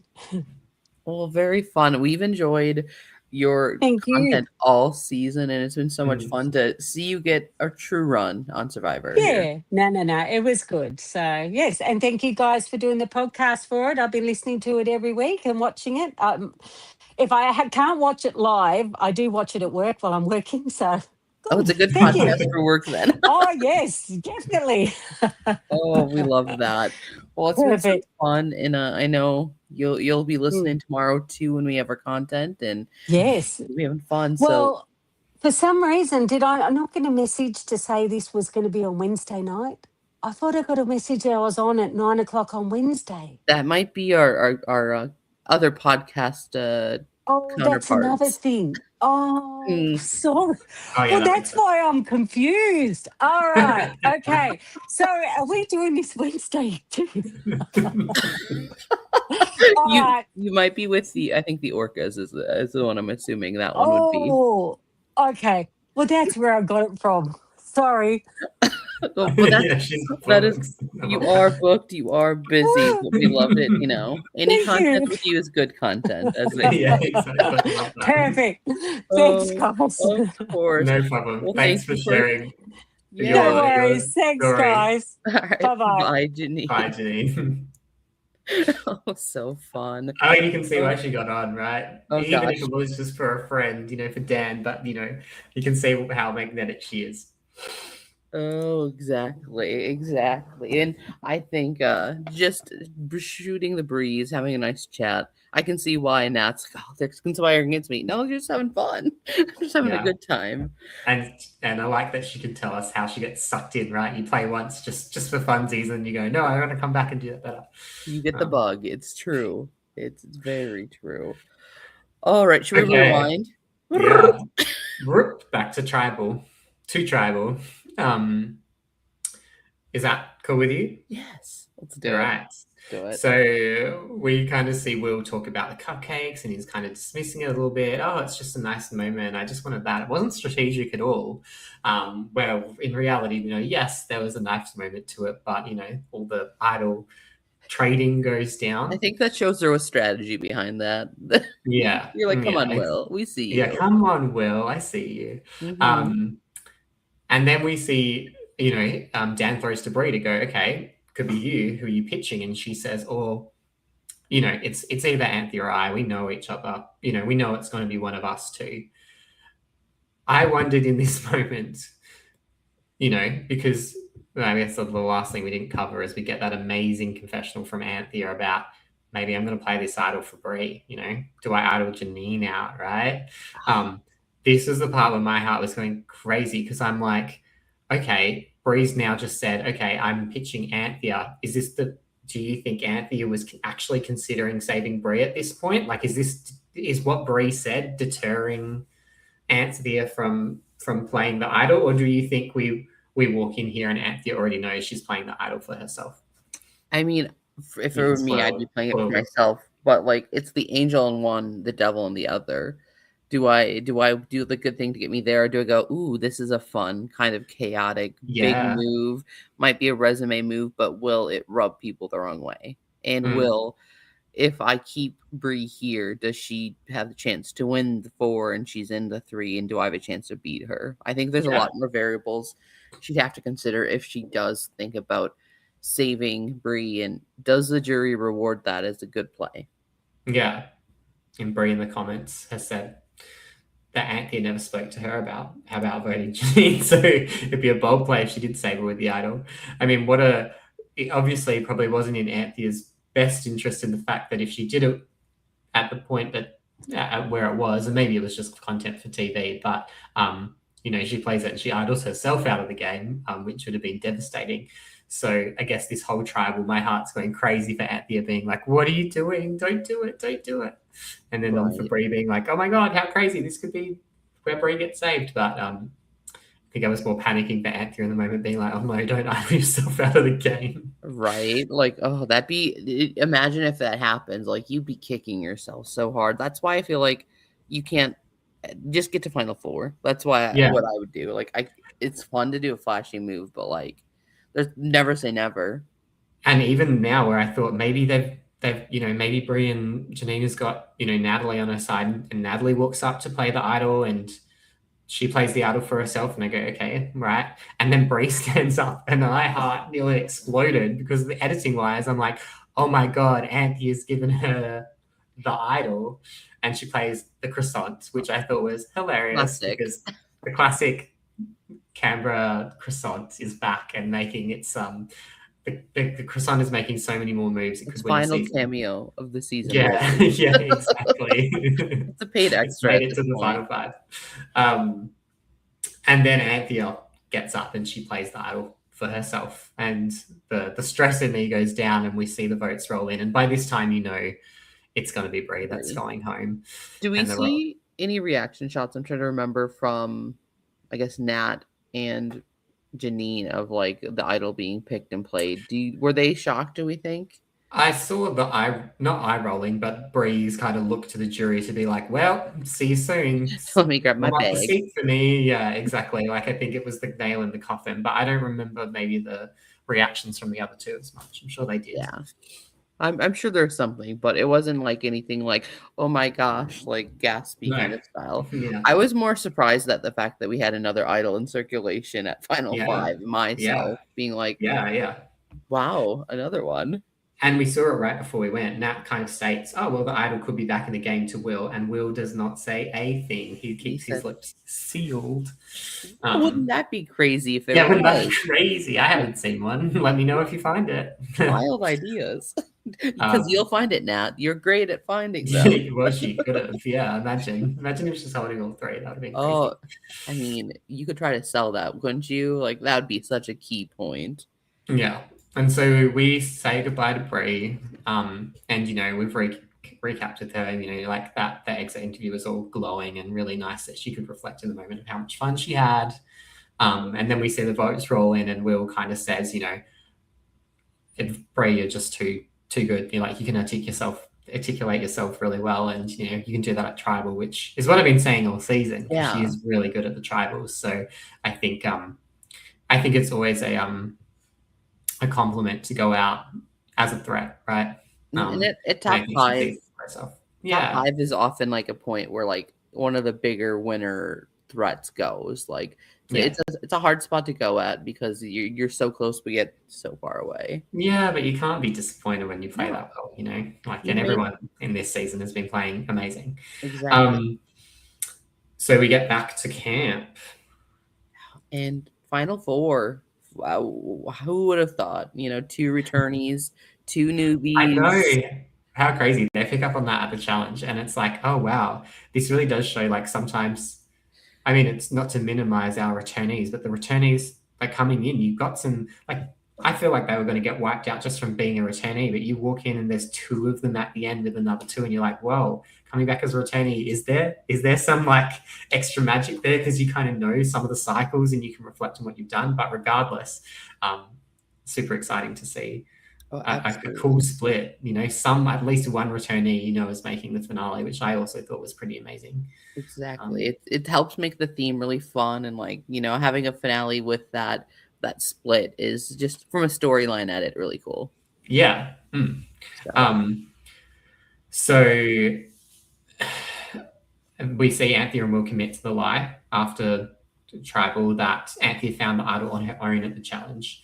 And this is where I'm saying, is this a good play from Anthea? Is this where she blows it up? If this is where she goes like, thanks, Will, for that idol that you gave me, or do you think it's better for them both to play it off, as if Anthea had found it?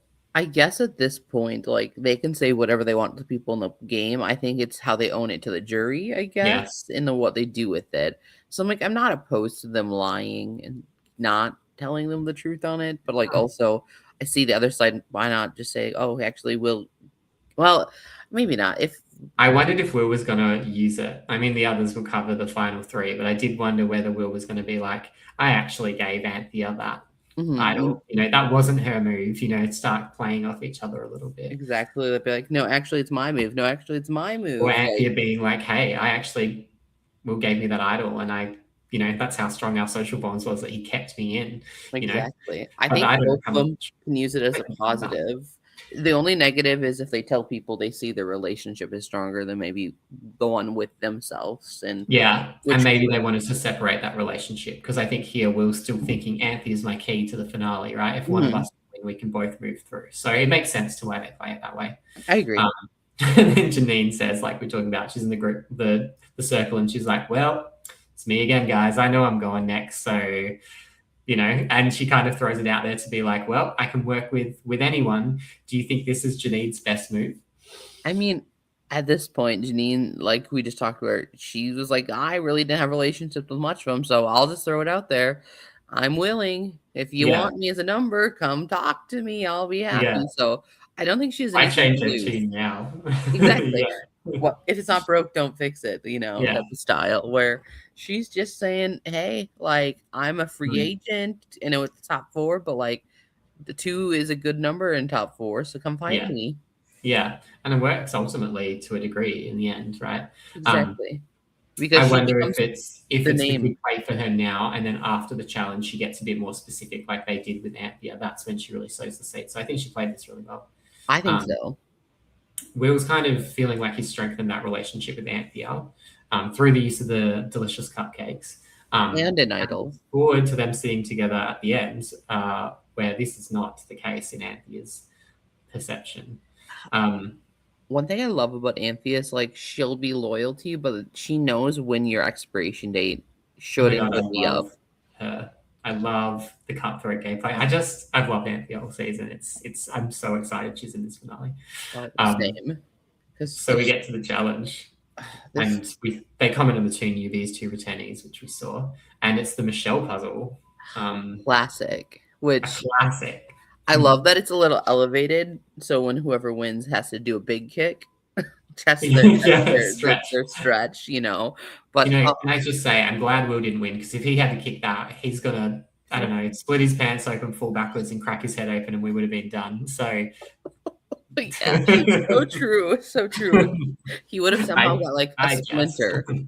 Yeah, I'm like, please don't fall over. You're so close.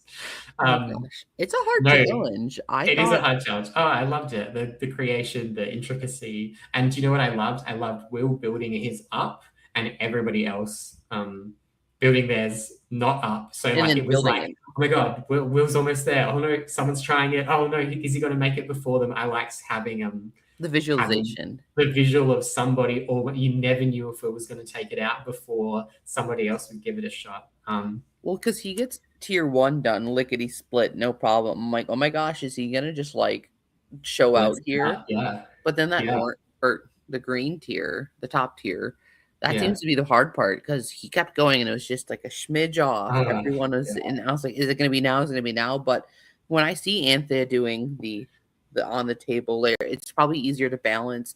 Don't worry about knocking either of them off, and then doing what she did by placing when she had it. One of those very I think it was a good strategy probably to do her move. It's scary for us as the viewers not seeing the progress, but once it comes together, it's quick.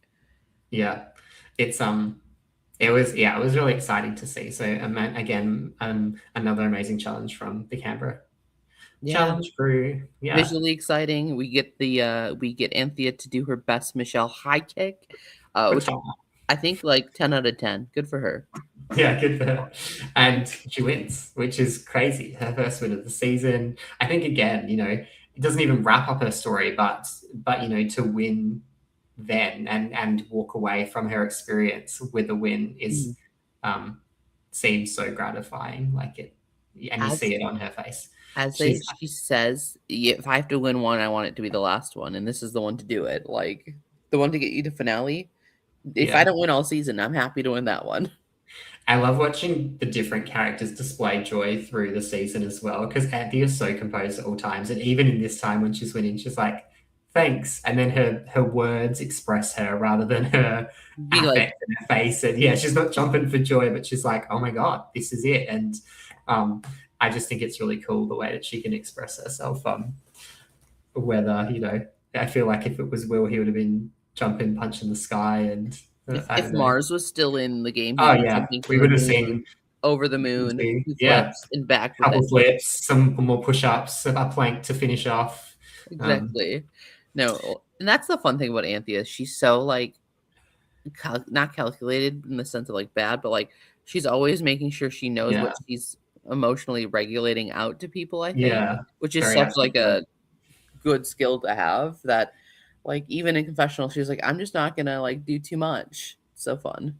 Yeah, and then we see that confessional from her where she talks about maybe the hurt from season 3 and what it's like really to be a returnee and to face those fears of just coming out again and kind of and in her quotes like a triumph, like the triumph that it is for her to kind of to say yes to the season in the first place, and then for her to be able to make it all the way and go, I've made it here, like I've done this, I'm in the final 3. Because for her it'd been only a year since she played, and then in LRG world a year is not super long because you're thinking about your last game so much. Like the amount of times you're just like in the shower and then you're suddenly thinking about all the different things you could have done, or you're driving to work and then you're thinking about all the things you could have done. The what if game is strong postseason. It's so brutal. So I'm sure she analyzed her season 3 and she's like, hey, I was able to make it, turn it around, and I'm going to be in final 3. Like, I'm sure disbelief is there for sure. Yeah. And like she said, it's not even about worry about the path. I've got a clear path now. It's about what do I do to sit next to the people I want to sit next with. And she kind of merges into kind of talking about how she needs to find a graceful way to say goodbye to Will and separate herself to be able to kind of claim that game. She does it well, I think. Yeah, for sure.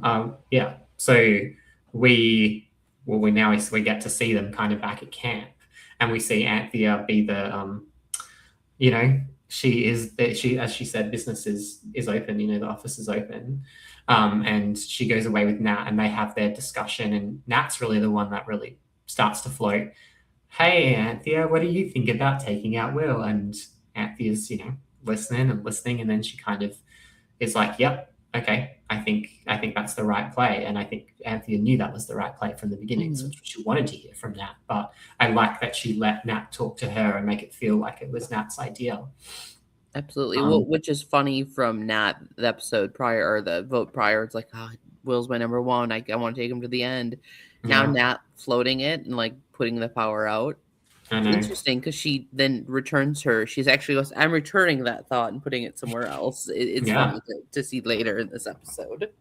And then you see Anthea and Will, right? Which is the pivotal conversation of this piece of the episode, where Will starts pitching and kind of talks to Nat's thread and how he doesn't think he is going to be very articulate on the jury. And he says, I don't think I'm going to win.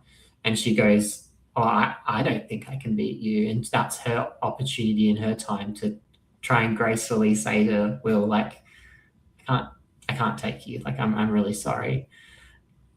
Do you think Anthea should have said this?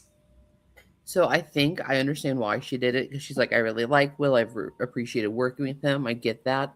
However, I think this activates Will being like, oh, I might be getting a vote. Mm. Oh, this isn't good. I might be in danger, which then activates him to go talk to Nat when they see like the conversations happening. And I don't think without that little damper of a fire there, like he might not push as hard to, because he thinks he's safe potentially. Yeah, I agree. And I hate that, to talk about that on the pod for Anthea, you know.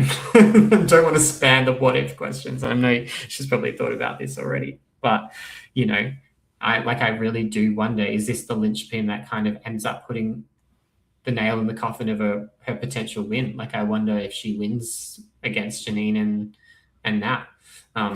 And whether or not this kind of conversation with Will sparks the domino effect of kind of those things. But you never know. You never know. However, she does choose to kind of tell Will, and you're right, lights fire under Will, and he's like, oh, crap.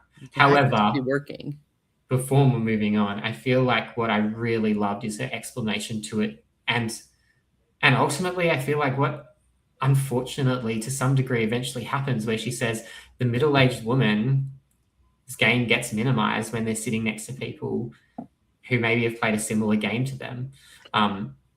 Yeah. Right. And you see Will. I really love Will as a character and as a person. Right? I say character, but you know, you can see the empathy in him and go, yeah, I get why she's doing it. I see why she has this perspective, and I don't disagree. And I think that's an amazing kind of reflection of from a survivor perspective, but also from a people perspective, for two allies to come together and say, I'm going to have to vote you out, but it's all out of respect, right? Both of them really respect each other. But Will goes, I get it, but I'm not going to let this fight go, right? I get it, but to what point? I think he fully gets it. I just think it's like, doesn't mean I'm not going to fight. Like he's like, I'm not going out without a fight. I respect everything that you play, but I'm not going to lay down my sword for you, right? Absolutely. And I think one thing of Will is he has a heart of gold, like for the game, but also for people. So like, I'm sure he'll talk about like the difficulty of separating the personal torture of having to do it. Oh, and even for Anthea, how difficult it is to have those conversations in game with someone that you know wants it so much, to be like, I'm sorry, you know, like I can't. And we've seen them have to do it with Brie, right? And Will's done it with Brie on screen, to be like, I'm sorry, I can't, and your heart breaks a bit, right? Right. So Janine then has her turn with Anthea, and she says she wants to get rid of Will as well. So plan's looking good from all accounts. You know, and she's saying, I don't think I can win, but I want to get to the end so I can pitch my case and like just give it my all. And then you cuts back to Nat and Will, who are then having this whole conversation where Will goes, right, now you know I'm getting this vote. Because before this conversation with Nat, you're like, oh no, is it over for Will? I love it. Yeah, it's like, well done, Dad. Because then I'm like, but then Nat and Will goes, no, I don't know. I don't know if I can do this. It's not even that. It's like again, these micro things that my little Survivor fan brain like zooms in on when she goes, you know, Anthea's told me it's you, and Anthea's told you, Will, that it's me, you know, and he doesn't say shit. He just looks and nods, and I'm like, yeah, get it, Will, because what he's playing into again is that perception is reality for Nat. Anthea never said that. Anthea told him straight to his face it was him. But Will's not telling Nat that. He's going to milk it. And he does. He doesn't even, it's just lying by omission. He doesn't even say, no, yeah, actually, you're right. He just doesn't say anything. He just does a... He's like, okay, Nat, yeah. Yeah, of course. I love it. I thought that was just such amazing gameplay where he didn't never interrupt your enemy when they're making a mistake, right? And although he wants to ally with Nat, she's made a mistake here and assumed, and he's going to milk that for all it's worth. And he does. He does, and he milks it all the way to a tie. Like, it turns out, like, this is a key conversation for him saving himself. Like, that's the fire. This is where the fire went after his chat with Anthea, because now he can get Nat to be like, oh, she's coming for you. We can only split it, so it's not you. So we can at least have a chance. And I think the irony is he uses the paranoia that Nat doesn't ever have in the season. I feel like she's such a level-headed, she walks up and grabs the idol from the station when people are saying it could be you. She's like, nah, it's not. Like, or it's not you, or, she's been really decisive. And then it gets to this point where the fear that she could be knocked out fourth is really what hits her here, because Will uses her desire to make the final three to turn it around for himself. He knows she's not getting the votes, but the fear of the fact that it could be either one of us when he knows it's himself, he's using that to stoke the fear fire in Nat to make sure that they go on the plan, because in her mind it's 50-50, where in his mind it's 100% him. Exactly. And getting that, sowing those seeds of doubt, even at 4, it's wild to see that, like, he's able to do that. Like, yeah, and in such a short span of time, because those, they say it's a lengthy conversation between Anthea and Janine, but it's not that lengthy. Like, that conversation was probably quite short in, probably long in LIG time, 3 to 5 minutes, if anything. Knowing how short those final rounds turn out to be, like, it can't have been that long. But in their brain, they're probably, like, sleepy, tired, and hungry. So they're like, that was 40 minutes of a conversation when it was really 4. And it's hard to criticize the play that comes from here, because you're right, those rounds are still short. But I also wondered, is this the time that Anthea has to kind of say, sorry, Will, like, publicly, like, or something like that, to really show Nat it's not you, girl. Right. So because Nat, by the way, he trips mid-conversation and he almost gets evacuated once again. So yeah, no kidding. We went to the tally, another $1 to the pot. We needed a medic just standing at camp near wherever Will was at. Yeah. Like, just a personal assistant for Will to be a doctor. Oh gosh, I know. I noticed that. I'm like, oh, how's your ankle? Are you okay? But then you don't need to run anymore, because woo. Yeah, exactly. If the final challenge was balancing something on your ankles, watch out. You might have a chance, ladies, with all those rolled ankles. Oh, so funny. No, I think, like you're saying, the key mistake for, I guess, Anthea in this one is Anthea and Nat had the conversation early and then never rounded back to reconfirm. For Nat and Anthea. And I think, I don't know. I guess the question for me before we move to tribal is, what do you think they could have done to change any of this outcome? Is there anything that anybody could have done differently? I mean, I guess just spoke to each other and reconfirmed right before, like, so who are you voting for? Yeah. Like, just, I know I see a lot of people, like, right before, even at, like, tribal, like, oh, you're voting for them. Okay. But even at tribal, that might be too late. And those one-on-one conversations, when you're so paranoid, mean nothing. You're like, okay, yeah, they're lying straight to my face, exactly. Right? And Anthea's done that to, like, they've seen Anthea lie straight into Derek's face and everything, so it's hard to judge, A grain of salt, I suppose, and that's true. And I don't know, like, how much people will trust. Like, they know what they'll do, but yeah, there's probably not a whole lot that could have been done outside of. There you go. Yeah. Exactly. So you did what you could. That's exactly what it is. It's like, how much do you trust people? And this is when we get to tribal, it's also like what I find interesting is, like, Anthea's discussions to Dan when he's asking the questions, and she's clearly trying to highlight, I'm getting rid of Will. But she doesn't say it publicly. She talks about separating herself from the others she's been playing with, wanting to cut the people that are close, like, have been really close to her, and needing to kind of make her own game. But the way she says it when you watch it back is you realize that you could, if you're Nat, you're probably sitting there thinking, she's talking about me. And if you Will, sitting there, you're thinking she's talking about me. And I was like, just say his name. No kidding. Just say his name. Because in your brain, it's always going to be you're talking about. Yeah, like, you're so you-focused. Oh, exactly. Like, which I'm the biggest threat. Everyone's coming for me, Exactly. Like, I understand the error, but yeah, I mean, I don't know. Like, at regular tribal council, it doesn't hurt to say the name if, like, or when, and Nat says it publicly, she says, I've been told it's me, Will's been told is him, and I'm like, interject, objection, like, throw something in there. He hasn't been told he's him. Like, that was, I don't know. I think I'm just such an Anthea fan that I was like screaming at the TV for her, being like, Right. get in. Exactly. Like, this is your chance, like, to see, just because he sneaks in It's out there, of like, love, is what I'm saying. It's not out of criticism. I was just so invested in Anthea's storyline. I think. oh, I know it. She played so well to that point, and it's the whole point. It's just we know the obviously the final results of both the tie and the end, so we're playing with a little bit more free money of Yeah, criticism. exactly. Yeah. Exactly. I was not. I don't want to be critical. It's just about. Mhm. It's just those little things that I think are really. It shows how intricate the game of Survivor is and how well everybody on this season played. Oh, absolutely. And that's why we're the backbenchers, not actually in the game. Exactly. All right. Mm-hmm. We get what, our 5th or 6th tie vote of the season, it feels like, Yeah. at Final Four. Yeah. Which, I mean, Crazy. exciting, because at least we're not doing fire. We're doing a fun challenge. Yeah, I mean, yeah, I wondered if these were the people who would have been put into fire. You know, if Anthea had picked one person to go with her, you know, who's in the fire challenge anyway? Will's probably in that challenge up against Nat, maybe. Exactly. And could be the same kind of outcome.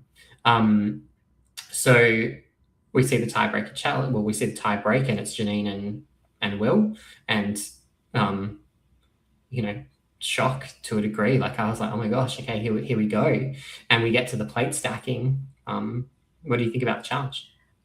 I'm thinking about how I would do in it. I'd be fine with holding, but once you get to the height, that would be the hard part, I think, with the balance. So yeah. I also found it interesting that Dan was telling them, you have to put your bolt up or you have to put your bolt down. Because I'm like, oh, okay, there's no wriggle room here. You've got to be identical to the other person. So it's really just going to come down to who's holding it for the longest. And the balance and the sway and this and that. And I think it literally what could have been anyone's match. As Will said earlier, his hands were shaking the whole time. And his fingers like this. I'm like, another finger, another challenge that needs a finger. He has like one of his bowls is a little off center at one point. And I I'm know. I was like, no, please fix it. No. Like, I really did think Janine was going to take it out. And then she falls.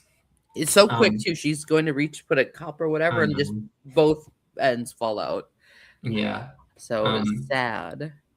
And yeah, and we get to say goodbye to, I guess, our 4th place finisher, right? That's the end of Janine's story. And the robbed goddess, if you will, I think is the title there for 4. Yeah. So truly, I think, you know, I know Janine said she doesn't think she has a chance to win, but I think she would have put up a hell of a fight in the finals. So yeah, definitely sad to see it. But you had an iconic exit, right? Exactly. Honestly, like, you didn't get the majority of the vote at the end. You got to do a challenge. You put it into your own hands. So, and you know, in some ways, I'd rather go out in a challenge than like majority vote. Maybe, you know. At least I know I selected a challenge. Yeah, I think it's been a really nice way to wrap up the story in the sense that, you know, as she epitomizes, like, it's not about having to win; it's about getting to experience the full game, right? Having that journey.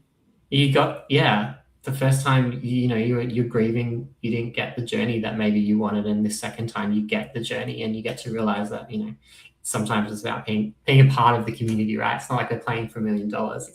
It's about experiencing it all. Honestly, it's $200 AUD, and what can you do in that economy with that much, anyways? All right, let's not minimize the money, but you know, it's nice, but it's not like life changing. Yeah. But when you're in it, the title is all you want, right? Exactly. Like, I want the bragging rights. I get that. I do. Yeah. Absolutely. But and that leaves us with our final 3. We had a lot to pack in the first half of the episode before we even get to the final 3. Like, I know. This cast is giving us so much entertainment and content that I'm excited to see what we talk through, what our fellow podcasters will talk through. You get a reprieve now. We are your 4th and 5th place finishers of the Backbenchers podcast. Exactly. Sorry to see us go, but you will get to speak to new people tomorrow. I will say I might have won a draft though, so I'm excited about that personally. Personally, she's on a high. I had 2 out of the 3 finales, so I'll take my draft win and be happy. But yes. Well, thank you for recapping everything with me tonight, Ash. Yeah, it's been so fun. This season truly, like I've said many times, has been fun. In this episode, you think it's pretty straightforward, 5-4. Oh no, it wasn't. So Man, and that's down to the like, you know, you can give a format to a cast and it can be a boring season, but this cast is anything but boring, and they're making the season super interesting, right? absolutely. Down to the last vote that you could possibly vote in. And yeah, tomorrow you guys will get to kind of see the backbenchers in a little different way. I think people might be catching up in the same room to deliver some content for you both. So Yeah. It's so going to look be a forward fun to that. episode tomorrow. They're going to do, I think, 2 out of the 3 finalists. Woo, Finalists. finalists tomorrow. And tune in. Y'all have been voting. Y'all have been trying to put in who you want for biggest MVP, biggest hero, this and that. You're going to get your results tomorrow. Yeah. So tune in to see Tune who in. the player of the game is. Who, blah, blah, blah, whatever awards we have. Yeah, titles of the season, everything you wanted, we got it here on the backbenchers, and you will see it tomorrow night. Maybe we'll try to get Dan to sneak in tomorrow night as well. We'll see. We've been trying to get him to join us, and he says no, no, no. We'll try, but for us two, at least, this is our 5th and 4th place boot episode, and Yeah, we'll be signing off probably for the season, but we will see. We'll see.